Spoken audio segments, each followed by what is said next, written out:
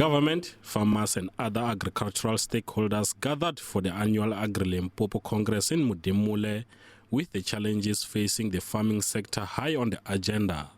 Among the concerns raised by farmers is limited access to markets, which they say continues to make it difficult for some emerging and commercial farmers to sell their produce and grow their businesses. We all are here as role players, farmers, financiers, input people who have input in the agriculture, and to take agriculture to the next level, for them to be to show them that we need each other, the farmers and the input, those who give the inputs, and to take agriculture forward to our new to establish for the future, and that we are ready for the future, and all challenges that we have, that we can challenge them together and not try to do it separately as in the past.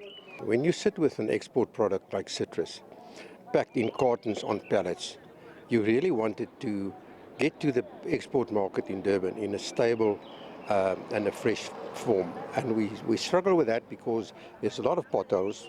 We lose some of the produce, and it also reduces the shelf life of the produce.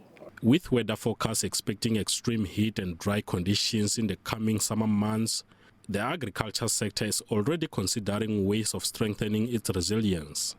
Farmers have raised concerns about the impact that difficult weather conditions could have on their produce, livestock and their livelihoods. We know that we are possibly going to sit with a drought, but unfortunately that is something that is not in government's control. That is something that every farmer must prepare for. So now make sure that you get sufficient feed, point number one, make sure that you prepare. So it's important for us, for government, to give us that guidance to say this is what's going to happen if we're going to have too much rain, or we're not going to have any rain. But it's the responsibility of a farmer to make sure that they actually plan. And, they need to plan to make sure that they can get through the drought period. Minister Aucamp says approximately 13 million doses of foot and mouth diseases vaccines have already been administered. The tempo in which the vaccines are coming in have increased drastically. The distribution thereof also increased drastically because not all vaccines now have to go via OBP. It can go from the airport to the veterinary practice anywhere in the country.